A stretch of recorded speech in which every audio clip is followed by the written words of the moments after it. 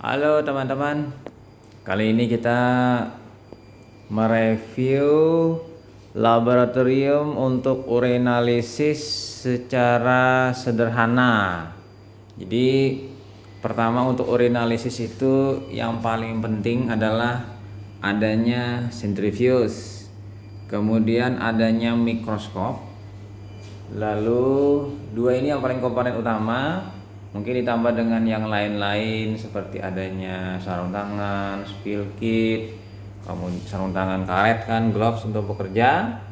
Nah ini kit uji kehamilan instan. Ada juga buku untuk pencatatan register. Juga yang paling terbaik di dalam urinalisis ini ada cara pelaporan dan pembacaan untuk LPK LPB dan ada atlas sedimen. Nah ini atlas sedimen teman-teman. Nah ya kita buka satu persatu.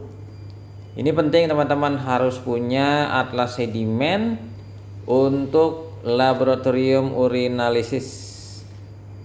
Karena dengan atlas sedimen ini teman-teman bisa dipandu dan dibantu untuk melihat dan membedakan antar sedimen satu dan sedimen lain yang yang bila meragukan.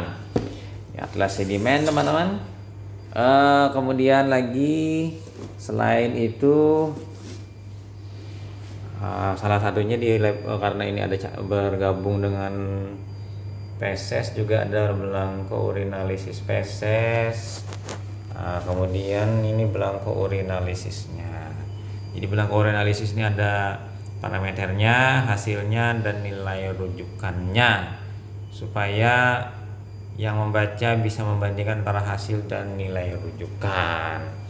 Nah, jadi di sini juga seperti biasa ada penggunaan cover gelas dan objek gelas. Juga bila diperlukan nanti memeriksanya dengan bantuan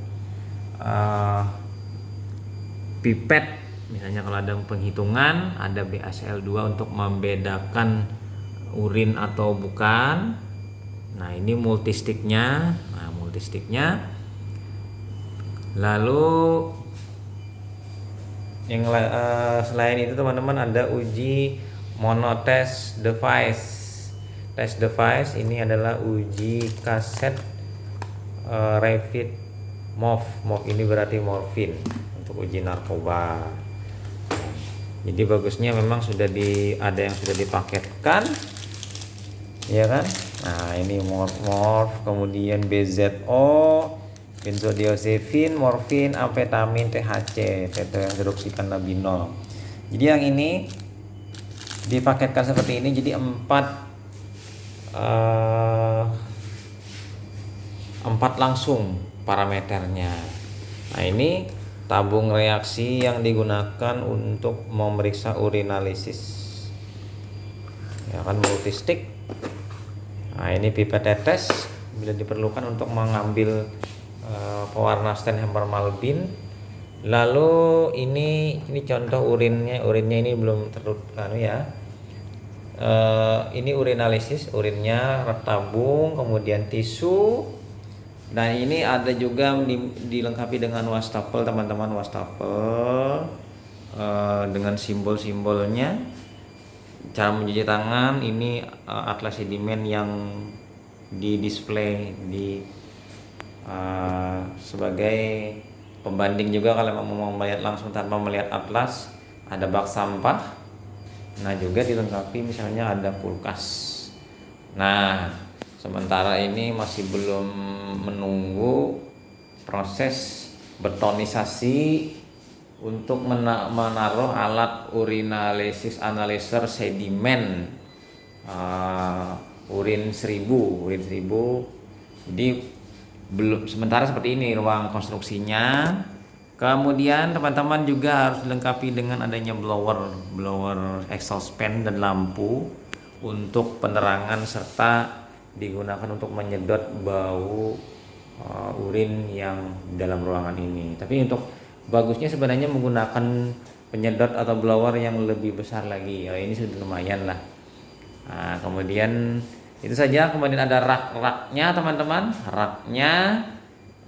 Lalu di sini untuk urinalisis teman-teman juga harus memperhatikan adanya risiko kecelakaan. Jadi harus bisa nanti menempatkan di sini adanya spill kit, ya, spill kit untuk ada risiko tertumpah atau hal-hal lain yang tidak diinginkan dalam hal bekerja dengan cairan atau reagen kimia yang infeksius atau korosif. Itu bisa ditanggulangi dengan bantuan spill kit. Dan jangan lupa ada SOP cuci tangan 6 langkah hand hygiene yang benar. Kemudian momen penting kebersihan tangan. Ini ada momen penting. Nah, untuk urin yang sudah dikerjakan itu bisa direndam dalam bak wadah berisi air dicampur dengan hipoklorit. Nah, untuk memusnahkan dan mensteril, ya istilahnya dengan desinfektan lebih aman urin tadi terhadap risiko adanya infeksi atau bahan infeksius kontaminan. Dan memang perlu juga yang namanya kursi duduk saat bekerja, dan meja kerjanya ini terus terbuat dari marmer, ya, marmer yang bebas dari sudut sehingga lebih bagus. Nah, kira-kira itu saja teman-teman, urinalisis atau ruang urin untuk pemeriksaan urin. Nah, di bagian luarnya ini, dari ruangan ini akan diletakkan nanti alat urin analyzer, atau di wilayah sini urin analyzer. Oke, itu saja. Sampai jumpa di video selanjutnya.